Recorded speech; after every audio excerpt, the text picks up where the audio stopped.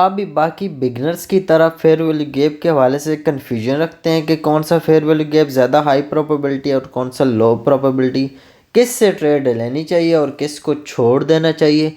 तो चलिए इस कड़वे सच से हम पर्दा उठाते हैं।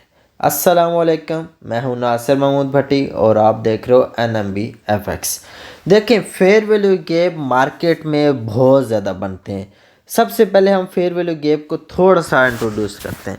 देखें, फेयर वैल्यू गैप जो है वो तभी बनता है जब मार्केट में इंस्टीट्यूशंस होते हैं। Institutions mean banks, hedge funds या ऐसे बड़े लिक्विडिटी प्रोवाइडर जो मार्केट को मैनिपुलेट कर सकते हैं। जैसे कि जापान एक बहुत बड़ा नाम है लिक्विडिटी जो है लिक्विडिटी प्रोवाइडर के तौर पे। तो सिंपल बात करूँगा कि FVG शॉर्ट फॉर्म में या फेयर वैल्यू गैप बहुत सारे बन तो गए, लेकिन हमने उनमें से कौन से वालों को रखना है, कौन से वालों को रिमूव करना है। तो एक सिंपल वे में सबसे पहले यहाँ पे साइड पे आप देखें तो एक फेयर वैल्यू गैप की एग्जांपल बनी हुई है और जहाँ आप देखो तो ये 2 कैंडल्स के बीच एक फेयर वैल्यू गैप भी मौजूद है। Fair value gap basically 2 candle से मिलकर बनता है। फेयर वैल्यू गैप अगर आपको नहीं पता कि फेयर वैल्यू गैप कैसे मार्क करते हैं, ये फेयर वैल्यू गैप होता क्या है, तो इससे प्रीवियस वीडियो जो है वो लाजमी वॉच करें। वो structure base plus fair value gap के ऊपर मैंने डिटेल में बताई हुई है, आप मस्ट वॉच करें। तो इसमें मैं जस्ट ये इंट्रोड्यूस करना चाहता हूँ कि फेयर वैल्यू गैप में कौन सा fair value gap high probability है, कौन सा लो प्रोबेबिलिटी है और कौन सा थोड़ा सा मीडियम सा जिससे आप ट्रेड कर सकते हो सिचुएशन के देखते हुए। ठीक है, तो सिंपल यहाँ पे अगर आप देखें तो ये एक स्टैंडर्ड फेयर वैल्यू गैप की एग्जांपल बनी हुई है जिसमें 3 कंसेक्टिव कैंडल जो है बाइंग की एक सीरीज़ में है और सब ने अपना हाई के ऊपर क्लोजिंग दी हुई है। ठीक है, तो सिंपली मैं यहाँ पे आपको एक चीज़ ऐड करता चलूँ कि ये FVG ज़रूर है, लेकिन ये वाइड में आता है। मेरे मुताबिक ये वाइड है। ठीक है, मैंने क्योंकि एक्सपीरियंस के अकॉर्डिंग ये चीज़ों को आइडेंटिफाई किया है। ठीक है, मुख्तलिफ़ चीज़ों को डिफरेंट सिचुएशन में देखा। तो उसके अलावा मैं क्योंकि इस मॉडल पे बहुत ज़्यादा वर्क करता हूँ, IRL to ERL ICT का बहुत प्यारा मॉडल है और ये बहुत ज़्यादा हाई प्रोबेबिलिटी और इसकी एक्यूरेसी माशाल्लाह बहुत प्यारी है। ठीक है, FVG से किसी हाई को टारगेट करना, ठीक है, ये एक बहुत हाई प्रोबेबिलिटी सेटअप है। हाई से किसी FVG को टारगेट करना ये भी हाई प्रोबेबिलिटी है, लेकिन मेरा जो फेवरेट है जिसको मैं पर्सनली यूज़ करता हूँ स्ट्रक्चर के साथ, FVG से हम हाई को टारगेट करें तो ज़्यादा मज़ा आता है ट्रेड करने का। ठीक है, तो चलते हैं इसको प्रॉपर स्टडी करते हैं। तो सबसे पहले एक स्टैंडर्ड फेयर वैल्यू गैप मैंने आपके सामने बनाया। अब हम इसको थोड़ा सा आइडेंटिफाई करें। ये मैंने क्यों वाइड कहा, क्योंकि ये एक लो प्रोबेबिलिटी है। ठीक है, हाँ, आपके पास इसके अलावा कोई फेयर वैल्यू गैप मौजूद नहीं है, फिर आप इसको एज ए मजबूरी यूज़ कर सकते हो, क्योंकि सिचुएशन ऐसी है कि जहाँ पे आपके पास ना ऊपर ना कोई नीचे कोई फेयर वैल्यू गैप नहीं है। सिचुएशन को देखते हुए आप इसको यूज़ कर सकते हो। अदरवाइज़ ये आपके लिए एक अगर हम हाई प्रोबेबिलिटी, मीडियम और लो प्रोबेबिलिटी की 3 मतलब अक़साम में अगर चीज़ों को डिवाइड करें तो ये आपके पास सबसे लो प्रोबेबिलिटी रहेगा। मार्केट जहाँ आएगी या इसको प्रॉपर रेस्पेक्ट देगी ये लाजमी नहीं है। हाँ, आपके पास एक ही है तो मे भी रेस्पेक्ट दे दे, लेकिन हाई प्रोबेबिलिटी की तरफ जाने से पहले हम मीडियम प्रोबेबिलिटी की तरफ बढ़ते हैं। मीडियम प्रोबेबिलिटी क्या है कि मार्केट जो है सेल कैंडल में क्लोजिंग दे। ठीक है, थर्ड कैंडल जो है, फर्स्ट कैंडल का हमारे साथ कोई कनेक्शन नहीं है। यहाँ मैं एक चीज़ को वाज़ा करता चलूँ कि जो फर्स्ट कैंडल है इसका हमारे साथ कोई कनेक्शन नहीं होगा। फर्स्ट कैंडल सेलिंग की है, फर्स्ट कैंडल बाइंग की है, ये मैटर ही नहीं करता। ठीक है, फर्स्ट कैंडल सेलिंग की है या बाइंग की है ये मैटर नहीं करता। मेन चीज़ सेकंड कैंडल तो ऑलरेडी आपको पता होगी कि अगर ये ट्रेंड में होगी मतलब बाइंग में होगी तो आपका बाइंग फेयर वैल्यू गैप, अगर ये सेल में होगी तो सेल फेयर वैल्यू गैप, क्योंकि सेकंड कैंडल जो है फेयर वैल्यू गैप की टाइप को आइडेंटिफाई करती है कि कौन सी साइड की है, बाइंग की या सेलिंग की है। बाकी बची थर्ड कैंडल के ऊपर सारी बहस हम करेंगे। अगर थर्ड कैंडल ने अपनी प्रीवियस के ऊपर क्लोजिंग दी है यहाँ से ऊपर क्लोजिंग दी है तो ये आपके पास वाइड में आता है, मतलब मार्केट नॉर्मली इसे फिल कर देती है पूरे का पूरा, और यहाँ पे एक अच्छी रिस्पेक्ट नहीं मिलती। मतलब मार्केट आती है ठीक है इस फेयर वैल्यू गैप में और ये पूरा फिल कर देती है, एक सेलिंग कैंडल क्लोज कर देती है, फिर आप कहते हो यार फेयर वैल्यू गैप फेल हो गया, जिसे आप बाद में IFEG मार्क कर लेते हो, इन्वर्जन FEG इंशाल्लाह टाइप्स आगे जाके हम स्टडी करेंगे। ठीक है, अब सेकंड चीज़ कि फेयर वैल्यू गैप की जो सेकंड कैंडल है उसका हाई ब्रेक होता है, लेकिन थर्ड कैंडल हाई ब्रेक करने के बाद सेलिंग बॉडी के साथ क्लोजिंग दे देती है, सेलिंग बॉडी के साथ अंदर की साइड क्लोजिंग दे देती है। और ये जो फेयर वैल्यू गैप है ये आपके पास मीडियम में आता है। ठीक है, और ये फेयर वैल्यू गैप आप सिचुएशन के अकॉर्डिंग भी ट्रेड कर सकते हो और वैसे भी ट्रेड कर सकते हो। यहाँ आपको मार्केट आती है, ये 4H का फेयर वैल्यू गैप है, M15 के आप यूनिकॉर्न मॉडल से बाय सेल कर सकते हो, स्विंग फेलियर के अकॉर्डिंग, कोई कैंडलस्टिक पैटर्न के अकॉर्डिंग जैसे गल्फिंग वगैरह, या आप कोई भी VSA का मेथड कोई ले लें, ठीक है, जिसमें एफर्ट वर्सेस रिजल्ट हो गया। ठीक है, तो मतलब आप कोई भी मेथड यूज़ करते हो, फेयर वैल्यू गैप तो आपको हर मेथड के साथ अलाइन करके आप यूज़ कर सकते हो। ठीक है, फेयर वैल्यू गैप आप सपोर्ट डिस्टेंस के साथ भी यूज़ कर सकते हो। कैसे सपोर्ट डिस्टेंस के साथ, इसको भी मैं यहाँ पे थोड़ा सा आपको बता दूं कि फॉर एग्जांपल मार्केट के पास ये रेजिस्टेंस थी, ये टूटी, ये जब टूटी तो यहाँ पे एक फेयर वैल्यू गैप क्रिएट हुआ। अब ये फेयर वैल्यू गैप हमारे पास मीडियम था तो मार्केट इसी से यहाँ से चली जाएगी। जैसे कि आपने मेरी स्ट्रक्चर वाली वीडियो में दिखाया है मैंने आपको कि फेयर वैल्यू गैप किसी जगह पे वर्क कर रहा था, किसी जगह पे फेयर वैल्यू गैप यहाँ पे बना ज़रूर है बट वर्क नहीं किया।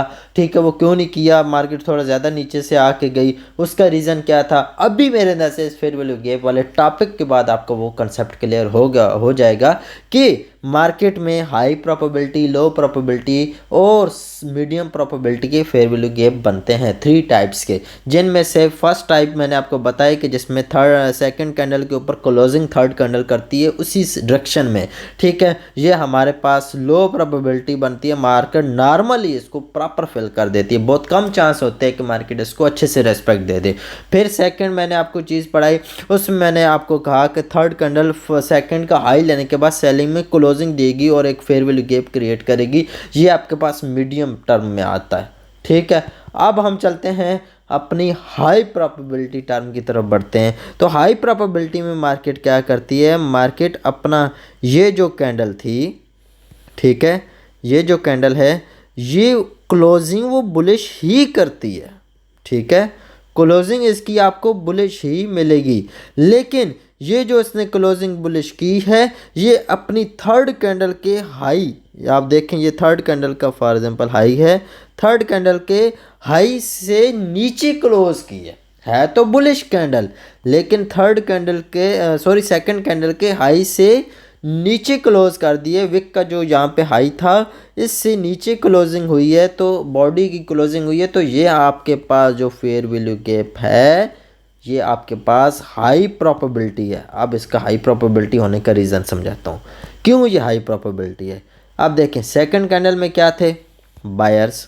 ठीक है, थर्ड कैंडल में बॉडी जब क्लोज हुई तो विनर कौन रहे, बायर्स, क्योंकि उन्होंने बायर्स विनर थे तो बाइंग में क्लोजिंग हुई है ना, बेशक वो हाई से नीचे हो गई लेकिन बायर्स थे। ठीक है, सेलर्स कमज़ोर थे, तो ये जो फेयर वैल्यू गैप था ये एज ए ट्रैप रहेगा सेलर्स के लिए। मार्केट में वो सेलर्स हावी रहेंगे, वो समझेंगे हम हावी हैं, बट यहाँ से ये जो थोड़े से बायर्स थे और यहाँ से जो ज़्यादा बायर्स निकल गए, ठीक है, वो यहाँ इस जगह से प्लान करके मार्केट को इंस्टीट्यूशंस यहाँ से घुमा देंगे। ठीक है, तो बेसिकली जो फेयर वैल्यू गैप्स की मैंने 3 टाइप्स आपको बताई, लो प्रोबेबिलिटी, मीडियम और हाई प्रोबेबिलिटी। लो प्रोबेबिलिटी सिचुएशन के अकॉर्डिंग आप यूज़ कर सकते हो, मीडियम प्रोबेबिलिटी भी सिचुएशन के अकॉर्डिंग यूज़ कर सकते हो, लेकिन हाई प्रोबेबिलिटी जब आपको मिल जाए तो भाई फिर मौजे लग जाती है, मौजे। इस तरह का सेटअप बहुत कम देखने को मिलता है, लेकिन जब मिलता है तो हाई प्रोबेबिलिटी सेटअप बहुत अच्छा वर्क करता है। आप इसमें जो है 2 टाइम फ्रेम्स का इस्तेमाल करके भी कमा सकते हो, 1 टाइम फ्रेम का भी इस्तेमाल करके कमा सकते हो। जैसे कि आपके पास ये 1H का फेयर वैल्यू गैप था, मार्केट में आप 1H में रहते हो, मार्केट अगली कैंडल जहाँ पे सेल क्लोज करती है, ठीक है, सेलिंग बॉडी क्लोज हो गई, इससे अगली कैंडल बुलिश क्लोज होती है और इसने अपनी पिछली कैंडल का हाई लिया और ऊपर क्लोजिंग दे दी, तो आप यहीं से बाय कर लो, क्योंकि आपके पास ये एक फेयर वैल्यू गैप है। और हाई प्रोबेबिलिटी है, इसके अंदर आपको बुलिश इंगल्फिंग मिल गई, ये आपके पास हाई प्रोबेबिलिटी है। अब बात करते हैं एफर्ट वर्सेस रिजल्ट की।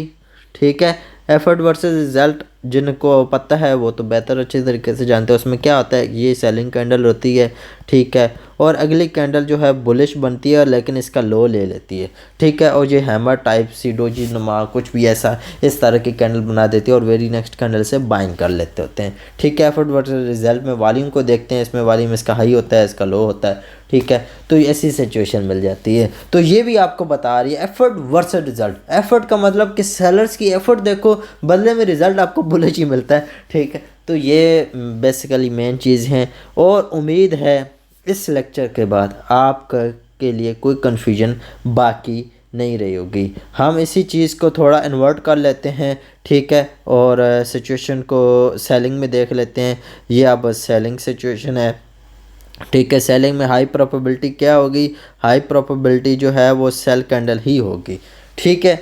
ये लास्ट थर्ड कैंडल क्या होगी, अपनी सेकंड कैंडल से ऊपर क्लोजिंग देगी, लेकिन ये selling fair value gap high probability रहेगा, ठीक है। और सिंपल आपको कहूँ तो इसमें जो मीडियम प्रोबेबिलिटी की बात की जाए, मीडियम प्रोबेबिलिटी की, तो मीडियम प्रोबेबिलिटी में ऑटोमेटिक आपके पास ये बुलिश कैंडल बनती है, ठीक है, ये बुलिश कैंडल बनती है। और इसके बाद हमारे पास लो प्रोबेबिलिटी में जो है ये सेलिंग कैंडल ही रहती है लेकिन थोड़ी लॉन्ग हो जाती है, जो कि अपनी सेकंड कैंडल के नीचे क्लोजिंग देती है, ठीक है।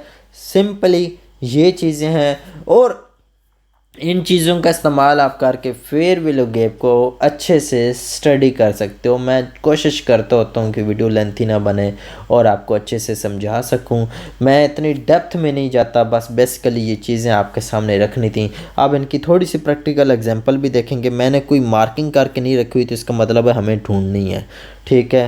तो इन्वर्ट को ख़त्म करेंगे, चार्ट उल्टा नज़र आएगा, ठीक है। अच्छा, हम सबसे पहले 4H में चले जाते हैं, 4 घंटे में देख लेते हैं। अब यहाँ पे चलते हैं, आपके पास ये वाली फेयर वैल्यू गैप कौन सी है, ये आपके पास हाई प्रोबेबिलिटी है। क्योंकि ये फेयर वैल्यू गैप में थर्ड कैंडल जो है इसने अपने सेकंड कैंडल के हाई से नीचे क्लोजिंग दी है। तो आप यहाँ से ये वाला एरिया मार्क करते हो और इसे एक्सटेंड कर लेते हो, तो आप देखें ये कितना वर्क की है, ठीक है।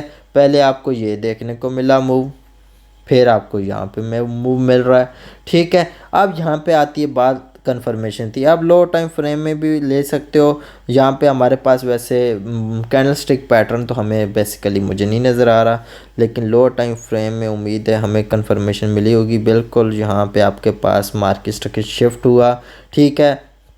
तो यही आपके पास ऑर्डर ब्लॉक भी था और ऑर्डर ब्लॉक वाले एरिया में यहाँ अब देखें, हम लोअर टाइम फ्रेम में भी देखते होते हैं, अगर हमें डिस्प्लेसमेंट मिलती है देन हम बाय करते होते हैं, ठीक है। अब ये तो मार्केट स्ट्रक्चर शिफ्ट हो गया, ठीक है, ये तो मार्केट स्ट्रक्चर शिफ्ट हो गया, ये मान लेते हैं मार्केट स्ट्रक्चर शिफ्ट हो गया क्योंकि बॉडी क्लोजिंग होगी आगे जाके, सही है।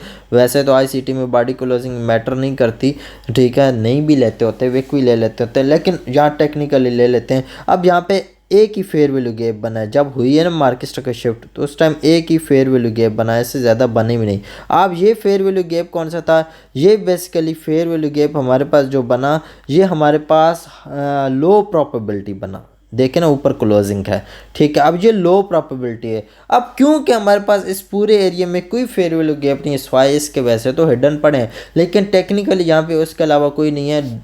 याद रखें, स्टैंडर्ड चीज़ स्टैंडर्ड होती है, ठीक है, स्टैंडर्ड चीज़ स्टैंडर्ड होती है। मतलब सिंपल आपको कहूँ, एक कंपनी है जो जूता बनाती है, ठीक है। अब वो अपने कंपनी जो है वो छोटी मोटी ब्रांचेस अपने किसी और लोगों को बेच देती है, ठीक है, और वो उसी का ब्रांड बनाते हैं, लेकिन वो सेम टाइटल सार कुछ चीज़ें, लेकिन उनके कारीगर अपने हैं, ठीक है। कंपनी के पास जो कारीगर ऑलरेडी थे, वो जो ब्रांड बना रहे हैं, जो जूता बना रहे हैं, उसकी जो क्वालिटी है और जो उन्होंने अपनी ब्रांचेस सेल की हैं, ठीक है, तो वो लोग जो जूता बना रहे हैं उसकी क्वालिटी में डिफरेंस आ जाता है। इसलिए कहते हैं कि स्टैंडर्ड चीज़ स्टैंडर्ड ही रहती है, जो जिसका काम है उसी को सांझे, ठीक है। तो यहाँ पे जो ओरिजिनल फेयर वैल्यू गैप है वही मेन चीज़ है, बाकी हिडन बने हैं, लेकिन हिडन हाई प्रोबेबिलिटी लो प्रोबेबिलिटी उनमें कुछ नहीं होता, सिंपल ही होते हैं, और में हाई लो नहीं होता, स्टैंडर्ड स्टैंडर्ड ही रहता है। तो आपने स्टैंडर्ड को माइंड में रखना है, ना कि हिडन चीज़ों, जैसे यहाँ पे था, ठीक है, हिडन एफईजी था, मौजूद था यहाँ पे, और भी कोई ऐसा छोटा मोटा मिल ही जाता है बंदे को, लेकिन बेसिकली स्टैंडर्ड चीज़ स्टैंडर्ड ही रहती है, आप उसी को अपने माइंड में रख के चल सकते हो। तो ये आपके पास लो प्रोबेबिलिटी था, लेकिन यहाँ पे कोई और एफईजी वाज़ा नहीं था, तो आप यहीं से आप बाय करोगे। सही है, आपने फॉर एग्जाम्पल जहाँ से बाय किया, जब एफ बना आप, अच्छा एफ में ट्रेड ये होती है कि आप जो फर्स्ट कैंडल होती है सेकंड्स के बाद जो उससे पहले फर्स्ट होती है, जैसे ये आप इसके लो के नीचे या इसके बॉडी के लो के नीचे भी ऐसा रख सकते हो, या फिर आप ओवरऑल स्ट्रक्चर के नीचे भी। वैसे हम यहाँ पे स्ट्रक्चर ले लेते हैं और देख लेते हैं कि हमें 1/2 मिला, क्योंकि मिनिमम 1/2 आपका हमेशा टीपी होनी चाहिए, इससे ज़्यादा आप एक्सपेक्ट नहीं करते होते। वैसे ये 1/2 और मेरे अंदर से टीपी नहीं हुआ, और मार्केट उससे पहले ना एसएल की है ना कुछ की है। बेसिकली ये मेन चीज़ कि स्ट्रक्चर बेस्ड ट्रेड, वैसे आपके पास यार ये मेन चीज़ तो ये है ना कि आपके पास फेयर वैल्यू गैप के पास नियरेस्ट लो जो है वो तो इधर पड़ा है ना कि उधर पड़ा है। आप ओवरऑल स्ट्रक्चर का लो यहाँ पे मैटर करता है, लेकिन याद रखें, मैं यहाँ पे एक चीज़ आपको समझा देता हूँ, वैसे हम इसके ऊपर पूरी स्टडी करेंगे कि मार्केट इस तरह आई, अब वो ऐसे सिचुएशन में मार्केट स्ट्रक्चर शिफ्ट कर रही है, ठीक है। अगर ये लो ब्रेक होता है तो लाजिम बात है ये भी हो जाएगा। क्यों हो जाएगा? क्योंकि ये है low resistance liquidity, L R low resistance liquidity. जब मार्केट ये उड़ाएगी तो ये 100% उड़ाएगी, ठीक है। मतलब आप ये माइंड में रखें कि ये उड़ी तो ये तो उड़नी ही उड़नी है। Low resistance liquidity swing failure fail हो जाता होता है, इसका मतलब है कि इसका कोरिलेटिव पेयर में क्या हुआ होगा, इस तरह की लिक्विडिटी बनी होगी। कोरिलेटिव पेयर में यहाँ पे लोअर लो लगा होगा, लेकिन यहाँ पे ऐसा नहीं हुआ, हायर लो समझ लें, ठीक है, हायर लो समझ लें, लेकिन यहाँ लोअर लो, जैसे कि ये जेपीवाई है तो यूरो जेपीवाई में लोअर लो लगा है और फिर मार्केट स्ट्रक्चर शिफ्ट हुआ है, लेकिन जेपीवाई में क्या हुआ, हायर लो लग के मार्केट स्ट्रक्चर शिफ्ट हुआ है। तो जिसमें लोअर लो लग गया वो तो अपना लो प्रोटेक्ट कर गई, लेकिन इसने अपना लो प्रोटेक्ट नहीं किया हुआ, ठीक है। मतलब ये प्रोटेक्ट क्यों कर गई? क्योंकि मार्केट जब ऊपर से आएगी तो चांसेस कम है इस लो को उड़ने के, लेकिन यहाँ पे जब ऊपर से आएगी अगर ये उड़ाया तो ये भी उड़ा देगी, ठीक है। तो इस वजह से आपको ये माइंड में रहना चाहिए कि जब ऐसी सिचुएशन होती है, मार्केट अगर शिफ्ट होता है, तो आप जो है वो इस लो के नीचे ऐसा रख सकते हो, क्योंकि अगर मार्केट ने ये ब्रेक किया तो ये तो उसका एक आम सी बात है, वो ब्रेक कर सकती है, ठीक है। तो बेसिकली यहाँ पे आपका एसएल बनता है। आप स्टैंडर्ड डेविएशन इंशाल्लाह आगे लेक्चर में समझाऊंगा। वैसे आपका ये मेरे अंदर से 1/2 यहीं पे हिट हो जाएगा, बस मैक्सिमम यहाँ पे आपका एसएल डाल के यहाँ तक आपका जो है 1/2 आपका बस डन एंड डस्टेड वाली बात है। जहाँ आपका स्ट्रक्चर ख़त्म हो गया, आपने अपना टारगेट उठा लिया है, ठीक है। 1/2 एक बहुत अच्छा जो है रिस्क रिवार्ड होता है, आप इससे ज़्यादा का जो है वो इग्नोर क्या करें, एक्सपेक्ट नहीं क्या करें। अब हम थोड़ी मीडियम प्रोबेबिलिटी की बात करते हैं। मीडियम प्रोबेबिलिटी में अगर हम चलें तो आपके पास ये एक फेयर वैल्यू गैप पड़ा है, ठीक है। इसमें क्या हुआ, इसमें मार्केट जो है सेकंड कैंडल का हाई ब्रेक की, बट सेलिंग में क्लोजिंग दी है, तो ये आप देखें प्रोटेक्शन अच्छी मिली। आप इसे हाई लोअर टाइम फ्रेम में जाके देख सकते हैं, बट यहाँ आपके पास अच्छे साइन पड़े थे। यहाँ आपके पास एक तो ये एंगल्फिंग मिल गई थी, आप यहीं से बाय कर सकते थे, ठीक है। आप यहाँ से भी बाय कर सकते थे, आपके पास ये एंगल्फिंग भी पड़ी थी, आप यहाँ से भी बाय कर सकते थे। आपके पास ये एंगल्फिंग भी पड़ी थी, आप यहाँ से भी बाय कर सकते थे। मतलब एंगल्फिंग का यहाँ पे तो ढेर पड़ा था भाई, इधर तो इधर से आप बाइंग सर्व देखें आपके पास कैसे मिली, आपके पास कितना अच्छा एक मूव देखने को मिला, ठीक है। अब हम चलते हैं इससे पीछे वाले फेयर वैल्यू गैप पे। अच्छा, इससे पीछे वाला फेयर वैल्यू गैप देखो तो ये आपके पास कौन सा बना हुआ है, ये भी आपके पास हाई प्रोबेबिलिटी बना हुआ है। और अगर आप इसमें इस सिचुएशन को समझो तो ये इसने अच्छा वर्क किया हुआ है। अब यहाँ पे साइन देखो, वैसे तो कैंडलस्टिक में नहीं मिला हुआ, तो हम क्या करेंगे, हम लोअर टाइम फ्रेम में जाके देखेंगे, ठीक है। मैं यहाँ पे बेसिकली प्रॉपर चीज़ें जो है आगे लेक्चर में समझाऊंगा, लेकिन यहाँ पे थोड़ा थोड़ा डिफ़ाइन करता चलूँगा। अच्छा, यहाँ पे क्या हुआ, मार्केट स्ट्रक्चर शिफ्ट यहाँ पे आके होना था लेकिन नहीं हुआ। मार्केट ने क्या किया, मार्केट स्ट्रक्चर शिफ्ट करने के बजाय मार्केट ने अपना लोअर लो ले लिया, मतलब लिक्विडिटी हंट कर दी। अब यहाँ पे सिचुएशन थोड़ी टफ हो गई, ये आगे थोड़ी सी एडवांस चीज़ है लेकिन चल आपको समझा दूंगा आगे जाके कि ये मार्केट ने लो लिया, ठीक है। लो लेने के बाद यहाँ पे कहाँ पे फेयर वैल्यू गैप क्रिएट किया है, यहाँ आगे आके इस एरिया में फेयर वैल्यू गैप क्रिएट किया। और कौन सा किया है, ये आपके पास मीडियम, ठीक है, मीडियम प्रोबेबिलिटी किया है फेयर वैल्यू गैप क्रिएट, ठीक है। और यहाँ से अब आपकी एंट्री थी।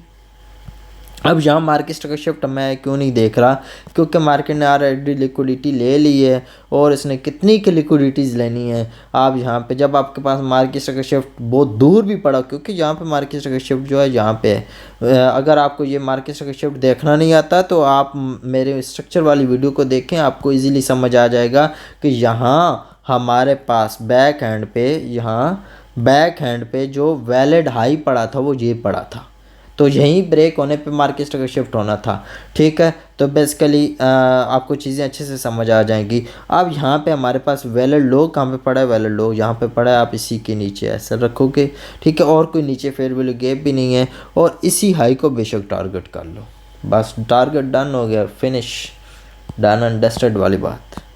आप 4H में अगेन चलेंगे और कोई और इससे पीछे का सेटअप देख लेते हैं। अच्छा, इससे पीछे चलें। अब यहाँ पे मैं सारी ड्राइंग को रिमूव करता हूँ और यहाँ ये वाला फेयर वैल्यू गैप मार्क करते हैं। देखें ये भी फेयर वैल्यू गैप बना, लेकिन ये कौन सा है, ये आपके पास लो प्रोबेबिलिटी था। देखें लो प्रोबेबिलिटी था, मार्केट ने इसको रेस्पेक्ट दी, बिल्कुल नहीं। लो प्रोबेबिलिटी क्यों था, क्योंकि थर्ड कैंडल क्या थी, सेकंड के नीचे प्रॉपर क्लोज, और मार्केट ने रेस्पेक्ट भी नहीं दी। मैंने कहा ना, सिचुएशन को देखते हुए आप इसको ट्रेड कर सकते हो, लेकिन यहाँ आप M15 में जाओगे आपको मिली ही नहीं होगी ट्रेड, क्यों, कितनी बुलिश कैंडल मिली है तुम्हारा, इसका मतलब मार्केट ऐसे ऐसे ऐसे ऐसे ऊपर की तरफ ही गई है, जब वापस आई नहीं है तो आपको क्या मिला होगा, ठीक है।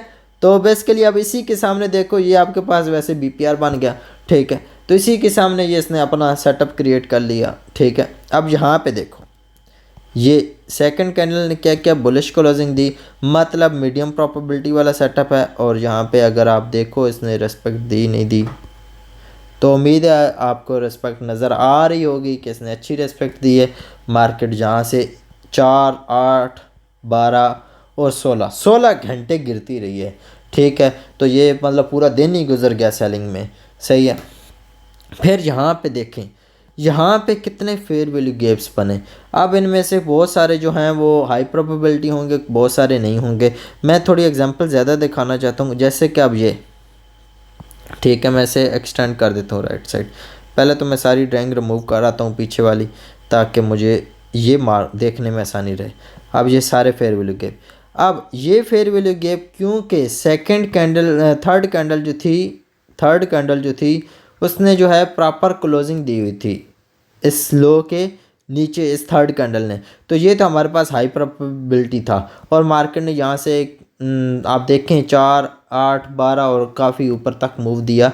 लोअर टाइम फ्रेम के कंफर्मेशन से आप यहाँ पे बाय देख सकते थे, ठीक है। उसके बाद यहाँ पे फेयर वैल्यू गैप बना। अब ये कौन सा है, ये आपके पास लो प्रोबेबिलिटी है, ठीक है।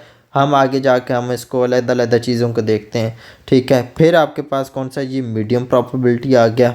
अब मीडियम प्रोबेबिलिटी, अच्छा, जब कोई फेयर वैल्यू गैप के नीचे कैंडल क्लोज हो जाती है, बाइंग फेयर वैल्यू गैप था, इसके नीचे सेल कैंडल क्लोज हो गई, तो ये फेयर वैल्यू गैप फेल हो गया, बस ख़त्म। आप इस फेयर वैल्यू गैप को ट्रेड नहीं करेंगे, ये याद रखें, आप इस फेयर वैल्यू गैप को ट्रेड नहीं करेंगे, वो ख़त्म हो गया। अब इसके बाद नीचे वाले को देखो, ये आपके पास कौन सा है, ये आपके पास लो प्रोबेबिलिटी है।